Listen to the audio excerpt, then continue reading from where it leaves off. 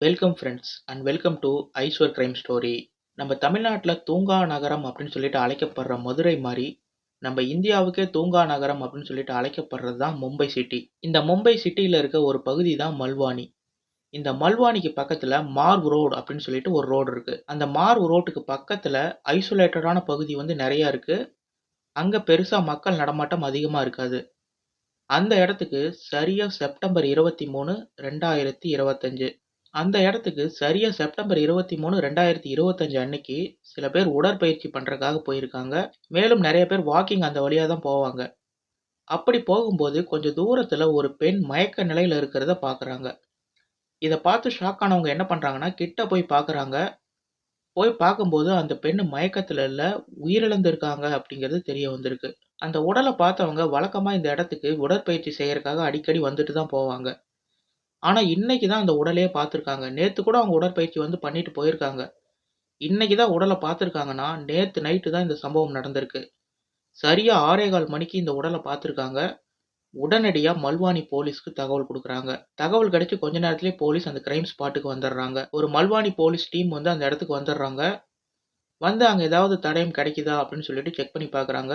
அந்த பெண்ணுக்கு பக்கத்துல அந்த பெண்ணுடைய பர்ஸு, அந்த பெண்ணுடைய காலணிகள், மொபைல் ஃபோன் அப்படின்னு சொல்லிட்டு எதுவுமே போலீஸ்க்கு கிடைக்கல. மேலும் அந்த பெண்ணுடைய உடல் அரை நிர்வாணமா இருந்திருக்கு. அவங்க பிங்க் கலர்ல ஒரு சல்வார் போட்டிருக்காங்க. 40 வயதுக்கு மேல இருக்கிற ஒரு பெண் மாரி தான் பார்த்தோனே தெரியுது. உடனே போலீஸ் என்ன பண்றாங்கன்னா, உடல மீட்டு அட்டாப்சிக்காக பக்கத்துல இருக்க கவர்மெண்ட் ஹாஸ்பிட்டலுக்கு அனுப்பி வச்சர்றாங்க. இதுக்கப்புறம் தான் போலீஸ் தங்களோட இன்வெஸ்டிகேஷனையே ஸ்டார்ட் பண்றாங்க. முதல்ல இந்த பெண் யாருன்னு சொல்லி கண்டுபிடிக்கணும். அந்த பெண் யாருன்னு சொல்லிட்டு கண்டுபிடிச்சா மட்டும் தான் இந்த கொலை எதுக்காக நடந்திருக்கு, இந்த கொலைக்கான காரணம் என்ன அப்படிங்கிற பல்வேறு ரீசன் எல்லாமே போலீஸ்க்கு தெரிய வரும். முதல்ல போலீஸ் என்ன பண்றாங்கன்னா, இறந்து போன இந்த பெண் யாருன்னு சொல்லிட்டு கண்டுபிடிக்கலாம்னு சொல்லிட்டு முடிவு பண்றாங்க. அதுக்காக இறந்து போன அந்த பெண்ணுடைய ஃபோட்டோவ எடுத்து வச்சுக்கிறாங்க. எடுத்து வச்சுக்கிட்டு அக்கம் பக்கத்துல இருக்க போலீஸ் ஸ்டேஷன்ல ஏதாவது பெண் மிஸ் ஆயிருக்காங்களா? அதாவது இந்த இறந்து போன பெண்ணுடைய டிஸ்கிரிப்ஷன் ஒத்து போற மாரி ஏதாவது பெண் மிஸ் ஆயிருக்காங்களான்னு சொல்லிட்டு செக் பண்ணி பார்க்குறாங்க. அப்படி செக் பண்ணி பார்க்கும்போது, அந்த மும்பை சிட்டில இருக்க எந்த போலீஸ் ஸ்டேஷன்லயுமே இந்த மாரி ஒரு பெண் மிஸ்ஸிங் ஆயிட்டாங்கன்னு சொல்லிட்டு எந்த கம்ப்ளைண்ட்டுமே வரல. இத பார்த்த போலீஸ்க்கு இந்த பெண் யாருன்னு சொல்லிட்டு கண்டுபிடிக்கிறது ரொம்பவே சிரமமா இருந்துச்சு. இதனால போலீஸ் அந்த பெண்ணுடைய ஃபோட்டோவ காமிச்சு விசாரணை பண்றாங்க. அதாவது அந்த உடல் எங்க கிடைச்சதோ, அதுக்கு அக்கம் பக்கத்துல இருக்க கிராமங்கள்ல விசாரணை பண்றாங்க. அதாவது அந்த உடல் எங்க கிடைச்சதோ, அதுக்கு பக்கத்துல இருக்க ஊர்கள்ல விசாரணை பண்றாங்க. அப்படி போலீஸ் விசாரணை பண்ணிக்கிட்டே வரும்போது தான், அவங்களுக்கு ஷாக்கிங்கான சில விஷயங்கள் தெரிய வந்திருக்கு. அது என்னன்னா, அந்த பெண் வந்து ஒரு செக்ஸ் ஒர்க்கர் அப்படிங்கிறது தெரிய வந்திருக்கு. அதாவது பாலியல் தொழில் செய்யக்கூடிய ஒரு பெண் தான் அவங்க அப்படிங்கிறது தெரிய வந்திருக்கு. மேலும் அந்த பெண் வந்து அந்த மல்வானியில இருக்க மாரு ரோட்டுக்கு பக்கத்துல இருக்க ரோட்ல நின்னு தான் அவங்களுடைய கஸ்டமர பிக்கப் பண்ணுவாங்க. இத போலீஸ் விசாரணை பண்ணி தெரிஞ்சுக்கிறாங்க. இப்படி ஒரு பக்கம் விசாரணை போயிட்டு இருக்கும்போது அந்த பெண்ணுடைய அட்டாப்சி ரிப்போர்ட் வந்திருக்கு. அந்த அட்டாப்சி ரிப்போர்ட்ல அந்த பெண் வந்து கழுத்து நெரிக்கப்பட்டு கொல்லப்பட்டிருக்காங்க அப்படிங்கிறது தெளிவா பதிவாயிருக்கு. மேலும் அந்த பெண்ணுடைய உடல்ல நெறைய காயங்கள்லாம் இருந்திருக்கு. அந்த பெண் இறக்கறதுக்கு முன்னாடி நெறைய போராடி இருக்காங்கன்னு சொல்லிட்டு அந்த அட்டாப்சி ரிப்போர்ட்ல போட்டிருக்கு. மேலும் கழுத்த இறுக்கி தான் கொலை பண்ணியிருக்காங்கங்கிறது தெரிய வந்திருக்கு. கண்டிப்பா 100% இது ஒரு கொலை தான் அப்படின்னு சொல்லிட்டு அட்டாப்சி ரிப்போர்ட்ல போட்டிருக்கு. இதனால போலீஸ் தொடர்ந்து தங்களோட இன்வெஸ்டிகேஷன பண்ணிக்கிட்டே இருந்தாங்க. இந்த பெண் பாலியல் தொழில் பண்றவங்க அப்படிங்கிறதுனால, அவங்க கூட சேர்ந்து இன்னும் நெறைய பேர் பாலியல் தொழில் பண்ணிட்டு இருக்காங்க. அவங்களுடைய சக தோழிகிட்ட போய் விசாரணை பண்றாங்க. அப்படி விசாரணை பண்ணும்போது தான், அவங்க ஒரு ஷாக்கிங்கான விஷயத்த சொல்றாங்க. அது என்னன்னா, அந்த பெண் இறக்கறதுக்கு முன்னாடி கடைசியா ஒரு ஆட்டோவுல ஏறி போனத இவங்க பார்த்துருக்காங்க. அதுக்கப்புறம் தான் அந்த பெண்ண ஆளையே காணோம். நானும் அவளுடைய ஃபோன் ட்ரை பண்ணிட்டே இருக்கேன். அவ ஃபோன் எடுக்கவே மாட்டேங்கிறா. இப்ப நீங்க சொல்லி தான் அவ இறந்து போயிட்டாங்கிற விஷயமே எனக்கு தெரிய வந்திருக்குன்னு சொல்லிட்டு அவங்க சொல்றாங்க. சரி அந்த ஆட்டோ ஓட்டுநர் யாரு? அதோட நம்பர பார்த்தீங்களா? என்ன ஏதுன்னு சொல்லிட்டு போலீஸ் கேட்டிருக்காங்க. அதுக்கு அவங்க என்ன சொல்றாங்கன்னா, அந்த ரோடு வந்து ரொம்பவே இருட்டா இருக்கும். அவ ஆட்டோல ஏறி போனாங்கிறது மட்டும் தான் எனக்கு தெரியும். மத்தபடி அந்த ஆட்டோல இருந்தது யாரு, என்ன அப்படிங்கிறதெல்லாம் நான் பார்க்கவே இல்ல. அந்த ஆட்டோவோட நம்பரையும் நான் நோட் பண்ணலன்னு சொல்லிட்டு அவங்க சொல்லிடுறாங்க. உடனே போலீஸ்க்கு ஒரே ஒரு விஷயம் மட்டும் தெரிய வந்திருக்கு. அதாவது அந்த பெண் இறக்கறதுக்கு முன்னாடி ஆட்டோவுல போயிருக்காங்க. இத வச்சு அவங்களோட இன்வெஸ்டிகேஷன அடுத்த கட்டத்துக்கு நகர்த்துறாங்க. அந்த மாரூர் ரோட்ல எக்கச்சக்கமான ஆட்டோக்கள் கடந்து போகுது. அதுல குறிப்பிட்ட எந்த ஆட்டோல ஏறி அவங்க போனாங்கன்னு சொல்லிட்டு போலீஸ் கண்டுபிடிக்கிறது ரொம்பவே சவாலா இருந்துச்சு. அதனால போலீஸ் அங்க சுத்தி இருக்கிற கிட்டத்தட்ட 70 சிசிடிவி கேமராக்கள எடுத்து பார்த்திருக்காங்க. அந்த ஏரியாவுல இருக்க ஒரு காஃபி ஷாப் கடைக்கு முன்னாடி இருந்த சிசிடிவி ஃபுட்டேஜ பார்க்கும்போது தான் போலீஸ்க்கு ஒரு பொறி தட்டியிருக்கு. அது என்னன்னா, அந்த சிசிடிவி ஃபுட்டேஜ்ல எக்கச்சக்கமான ஆட்டோ கடந்து போயிருக்கு. ஒரே ஒரு ஆட்டோ மட்டும் போலீஸ்க்கு கொஞ்சம் வித்தியாசமா தெரிஞ்சது. ஒரு குறிப்பிட்ட ஆட்டோவ பார்த்ததுக்கு அப்புறம் போலீஸ்க்கு சின்னதா பொறி தட்டுது. எத்தனையோ ஆட்டோக்கள் கடந்து போகுது. எப்படி போலீஸ் அந்த ஒரு ஆட்டோவுல அவங்களுக்கு பொறி தட்டியிருக்கும்? அதற்கு காரணம் என்ன அப்டின்னா, அந்த ஆட்டோ வேகமா போயிட்டுருக்கும்போது, அந்த ஆட்டோவுக்கு பின்னாடி அமர்ந்திருக்க பெண்ணுடைய துப்பட்டா வெளிய பறக்குது. இந்த காட்சிய பார்த்த மும்பை போலீஸ்க்கு ஒரு துப்பு கிடைச்ச மாரி இருந்துச்சு. ஆனா, இறந்து கிடக்குற அந்த பெண்ணும் ஒரு பிங்க் நிற சல்வார் தான் போட்டிருக்காங்க. இப்ப அந்த ட்ரெஸ்ஸுக்கு மேட்ச் ஆகுற மாரி அதே பிங்க் கலர்ல இருக்க துப்பட்டா அந்த ஆட்டோல காத்துல பறந்து போகுது. இத பார்த்ததுக்கு அப்புறம், ஒருவேளை இந்த ஆட்டோக்குள்ள இருக்கிறது ஏன் அந்த பெண்ணா இருக்கக்கூடாதுன்னு சொல்லிட்டு போலீஸ் நெனச்சாங்க. உடனடியா அந்த சிசிடிவி ஃபுட்டேஜ திரும்ப திரும்ப போட்டு பார்க்குறாங்க. அந்த ஆட்டோ ஓட்டுறது யாருன்னு சொல்லிட்டு தெரியுமா? அப்படின்னு சொல்லிட்டு எல்லா ஆங்கிள்லயுமே செக் பண்றாங்க. இருந்தாலும் இருட்டுல அந்த ஆட்டோ போனதுனால எதுவுமே அவங்கனால கண்டுபிடிக்க முடியல. ஆனா அந்த லைசென்ஸ் பிளேட் நம்பர் மட்டும் கடைசி 2 எழுத்து மட்டும் அவங்களுக்கு தெரிஞ்சிருக்கு. ஆனா அந்த ஆட்டோவோட லைசென்ஸ் பிளேட் நம்பர் போலீஸ்க்கு லைட்டா தெரிஞ்சிருக்கு. மேலும் அந்த சிசிடிவி ஃபுட்டேஜ் எல்லாமே லைட்டா பிளர்ரா இருந்திருக்கு. அந்த கடைசியா 2 நம்பர் மட்டும் தான் அவங்களுக்கு தெரிஞ்சிருக்கு. அந்த நம்பர வச்சு ஆர்டிஓ ஆஃபீஸ்ல விசாரணை பண்றாங்க. அதுக்கப்புறம் union office, local service centre அப்படின்னு சொல்லிட்டு எல்லா இடத்துலயும் போய் விசாரணை பண்றாங்க. இந்த நம்பருக்கு மேட்ச் ஆகுற மாரி ஏதாவது ஆட்டோ இருக்கான்னு சொல்லிட்டு செக் பண்ணி பார்க்குறாங்க. அப்படி போலீஸ் செக் பண்ணிக்கிட்டே வரும்போது தான் போலீஸ்க்கு ஒரு துப்பு கிடைக்குது. அந்த பெண் கடைசியா ஏறிப்போன ஆட்டோவ ஓட்டுனது 34 வயதான சந்திரபால் அப்படிங்கிறது போலீஸ்க்கு தெரிய வந்திருக்கு.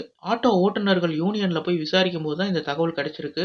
மேலும் அந்த சந்திரபால் 2 வாரத்துக்கு முன்னாடி தான் மும்பைக்கே வந்திருக்காரு அப்படிங்கிறது தெரிய வந்திருக்கு. இப்ப அவருடைய அட்ரஸ், ஃபோன் நம்பர் எல்லாமே யூனியன்ல கிடைச்சிருச்சு. 2 வாரத்துக்கு முன்னாடி தான் வந்து இங்க ஆட்டோவே ஓட்ட ஆரம்பிச்சிருக்காரு. இந்த அட்ரஸ், ஃபோன் நம்பர வாங்கிட்டு அந்த வீட்டுக்கு போறாங்க. அதாவது சந்திரபாலோட வீட்டுக்கு போறாங்க. அப்படி சந்திரபாலோட வீட்டுக்கு போய் பார்க்கும்போது, அங்க அவரு இல்ல, வீடு பூட்டியிருக்கு. ஆள் அந்த வீட்ல இருந்து எஸ்கேப் ஆயிட்டாரு.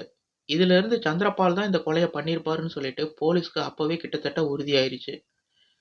உடனே சந்திரபால எப்படி கண்டுபிடிக்கிறதுன்னு சொல்லிட்டு விசாரணை பண்றாங்க. இன்னொரு போலீஸ் டீமுகிட்ட சந்திரபாலோட மொபைல் நம்பர குடுத்து அத ட்ராக் பண்றாங்க. அப்படி ட்ராக் பண்ணி பார்க்கும்போது தான் போலீஸ்க்கு மிகப்பெரிய அதிர்ச்சி. ஏன்னா, இப்ப அந்த நம்பர் மும்பையிலேயே இல்ல. அது உத்தரப்பிரதேசத்துல இருக்க மதுரா அப்படிங்கிற ஒரு இடத்த காட்டியிருக்கு. இங்க இருந்து அவரு உத்தரப்பிரதேசத்துக்கு தப்பிச்சு போயிருக்கணும் அப்படின்னு சொல்லிட்டு போலீஸ் டீம் உத்தரப்பிரதேசத்துக்கு போறாங்க. அங்க போனா மதுராவுல இருக்க ஒரு ஹோட்டல்ல அவரு தங்கியிருக்காருன்னு சொல்லிட்டு அவங்க உறவினர்கள் மூலியமா போலீஸ்க்கு தகவல் கிடைச்சிருக்கு. உடனே அந்த ஹோட்டலுக்கு போறாங்க.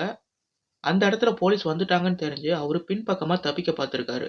இருந்தாலும் மும்பை மல்வானி போலீஸ் அவர சுத்தி வளைச்சு அதே இடத்துல கைது பண்றாங்க. கைது பண்ணிட்டு உத்தரப்பிரதேசத்துல இருந்து மும்பைக்கு கூட்டிட்டு வராங்க. அங்க வச்சு விசாரணை பண்ணும்போது தான் நடந்த மொத்த உண்மையும் போலீஸ்க்கு தெரிய வந்திருக்கு. அவரு போலீஸ் கிட்ட என்ன கன்ஃபஸ் பண்ணாரு அப்படிங்கிறத இப்ப டீட்டெயிலா பார்த்துரலாம். சந்திரபாலுக்கு 34 வயது ஆகுது. அவரு ஒரு ஆட்டோ டிரைவரா இருந்திருக்காரு. பார்க்கறதுக்கு ஒரு சாதாரண ஆள் மாரி தான் இருக்கும். ஆனா இவருடைய குணத்துக்கும், அவருடைய கேரக்டருக்கும் சுத்தமா சம்மந்தமே இல்லாத மாரி கொடூரமான கேரக்டரா இருந்திருக்காரு. இது போலீஸ் விசாரணையில தெரிய வந்திருக்கு. அவரு நெறைய பாலியல் தொழில் செய்யக்கூடிய பெண்கள தன்னுடைய ஆட்டோவுல ஏத்திக்கிட்டு, ஒதுக்குப்புறமான இடங்கள்ல போய் உல்லாசமா இருக்கிறதையே வழக்கமா வச்சுட்டு இருந்திருக்காரு. அந்த மல்வானிக்கு பக்கத்துல இருக்க மாரு ரோட்டுக்கு பக்கத்துல இருக்க நெறைய பெண்கள அவரு ஏத்திட்டு போயிருக்காரு. ஆட்டோவுல கூட்டிட்டு போயிட்டு, அதுக்கப்புறம் உல்லாசமாவும் இருந்திருக்காரு. இதனால அந்த ரோட்ல அவரு அதிகமா சவாரிக்கு போவாரு. இப்படி போயிட்டு இருக்கும்போது தான் 46 வயதான அந்த பெண்ணுடைய பழக்கம் ஏற்பட்டிருக்கு. அந்த பெண்ணும் பாலியல் தொழில் செய்றவங்க தான். ஆனா அவங்க கூட இன்னும் நெருக்கமா பழக ஆரம்பிச்சிருக்காரு சந்திரபால். அந்த பெண்ணும் குடும்பத்தில இருந்து ஒதுங்கி தனியா வாழ்ந்துட்டு இருக்காங்க. சந்திரபால் இவங்க மேல அன்பு காட்டுறது அவங்களுக்கு ரொம்ப பிடிச்சிருக்கு. ஏன்னா எல்லாருமே வருவாங்க, அவங்க கூட உல்லாசமா இருந்துட்டு காசு குடுத்துட்டு கிளம்பிருவாங்க. சந்திரபால் அவங்க மேல அன்பு காட்டுறது அவங்களுக்கு ரொம்ப பிடிச்சிருந்துச்சு. இதனால சந்திரபால் கூட அவங்க ரொம்ப நெருக்கமா பழக ஆரம்பிச்சாங்க. 2 பேரும் உல்லாசமா இருக்கிறத தாண்டி ஒருத்தருக்கு ஒருத்தர் விரும்ப ஆரம்பிச்சாங்க. 2 பேருமே லவ் பண்ண ஆரம்பிச்சாங்க. இப்படியே உங்களுக்குள்ள ஒரு ரிலேஷன்ஷிப் ஓடிட்டு இருக்கு. அப்படி இருக்கும்போது தான் சரியா செப்டம்பர் 22 அதாவது இந்த பெண்ணுடைய உடல் கிடைச்சதுக்கு முன்னாடி நாள். அன்னைக்கும் வழக்கம் போல அந்த மாரு ரோட்டுக்கு வந்திருக்காரு சந்திரபால். உல்லாசமா இருக்கிறதுக்காக வேற ஏதாவது பெண்கள் இருப்பாங்களான்னு சொல்லிட்டு அந்த ரோட்டு வழியா பார்த்துக்கிட்டே வந்திருக்காரு. அப்படி அவரு தேடிக்கிட்டே இருக்கும்போது அங்க யாருமே இல்ல. அந்த டைம்ல தான் இவரு நெருக்கமா பழகிட்டு இருக்க அந்த பெண்ணும் அங்க வந்திருக்காங்க. இவங்க 2 பேரும் உல்லாசமா இருக்கிறதையும் தாண்டி ஒரு கணவன் மனைவி போல பழகிட்டு இருந்தாங்க. இப்ப அவங்க அந்த பாலியல் தொழில்லாம் முடிஞ்சுட்டு, இப்ப வீட்டுக்கு போற டைமு. ரொம்ப டயர்டா வந்து அவருடைய ஆட்டோல ஏர்றாங்க. ஆனா சந்திரபால் அவங்க கூட உல்லாசமா இருக்கணும்னு சொல்லிட்டு நெனச்சிருக்காரு. இதுக்காக அந்த பெண்ண கட்டாயப்படுத்தியிருக்காரு. வலுக்கட்டாயமா அந்த பெண்ண பாலியல் உறவுக்கு அழைச்சிருக்காரு. அந்த பெண் வரலன்னு சொன்னதுக்கப்புறம் பயங்கரமா டென்ஷன் ஆயிருக்காரு. உடனே இவங்க 2 பேரும் பழகும்போது அந்த பெண்ணுக்கு நெறைய பணம் குடுத்திருக்காரு. அந்த பணத்த எல்லாத்தையும் திருப்பி குடுன்னு சொல்லிட்டு கொடூரமான முறையில கேட்க ஆரம்பிச்சிருக்காரு. அப்படி கேட்கும்போது அந்த பெண்ணுக்கும் கோவம் வருது. இவங்களுக்குள்ள ஒரு சண்டையா மாறுது. அப்ப கொஞ்சம் கூட ஈவு இரக்கம் இல்லாத சந்திரபால், அந்த பெண் போட்டிருந்த அந்த துப்பட்டாவ வச்சு அவங்களுடைய கழுத்த கொடூரமான முறையில நெரிச்சிருக்காரு. Pink colour salwar, pink colour dupatta போட்டிருக்காங்க. அந்த பிங்க் கலர் துப்பட்டா தான் அவருக்கு யமனா மாறப் போகுதுன்னு சொல்லிட்டு அப்ப அவருக்கு தெரியல. அந்த பெண்ணுடைய கழுத்த நெரிக்கும்போது அதே இடத்துல அவங்க துடிதுடிச்சு உயிர விட்டுருக்காங்க. அதுக்கப்புறம் இறந்த அந்த பெண்ணுடைய உடல ஆட்டோல ஏத்திக்கிட்டு, அந்த மல்வானி ஏரியாவுக்கு பக்கத்துல இருக்க ஆட்கள் நடமாட்டம் இல்லாத இடத்துல போய் தூக்கி போட்டு வந்திருக்காரு. வந்து ஃபோன ஸ்விட்ச் ஆஃப் பண்ணிட்டு அங்கருந்து உத்தரப்பிரதேசத்துக்கு தப்பிச்சு போயிட்டாரு. அவருடைய சொந்த ஊர் உத்தரப்பிரதேசம் தான் அப்படிங்கிறதும் போலீஸ் விசாரணையில தெரிய வந்திருக்கு. போலீஸ் இவர கைது பண்ணி விசாரணைக்கு அப்புறம் ஜெயில்ல அடைச்சிருக்காங்க. இந்த கேஸ் உண்மையிலேயே நமக்கு நெறைய விஷயங்கள உணர்த்துது. இந்த பெண்ணுடைய உடல் கிடைச்சது செப்டம்பர் 23ஆம் தேதி.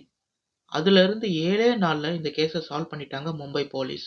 இதுக்காக மும்பை போலீஸ்க்கு ஹையர் அஃபிஷியல்ஸ் பாராட்டுகளையும் தெரிவிச்சிருக்காங்க.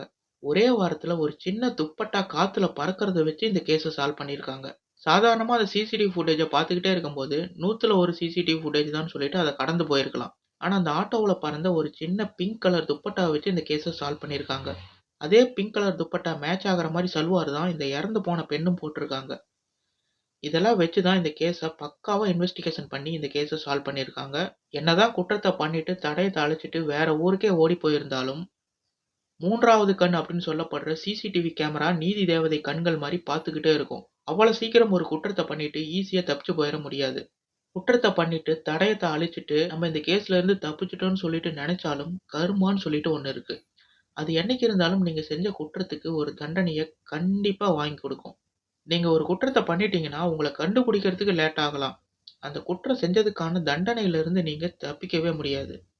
மேலும் இந்த குற்றத்திலிருந்து நம்ம கத்துக்க வேண்டிய பாடம் என்ன அப்டின்னா, என்னதான் நமக்கு தெரிஞ்சவரா இருந்தாலும், ஒரு யாரும் இல்லாத தனிமையான இடத்துக்கு போகலான்னு சொன்னா, அத முற்றிலுமா நீங்க தவிர்க்கிறது மட்டும் தான் நல்லது. சந்திரபால் கோவத்துல எடுத்த ஒரு நொடி, இப்ப அவருடைய வாழ்க்கையவே அழிச்சிருச்சு. இந்த கேஸ்ல இறந்து போன விக்டிம் பாலியல் தொழில் செய்றவங்க தான். இந்த கேஸ பொறுத்தவரைக்கும் அவங்களோட பேக்கிரவுண்ட போலீஸ் பார்க்கல. இறந்து போன அந்த பெண்ணோட உயிரும் ஒரு உயிர் தான்.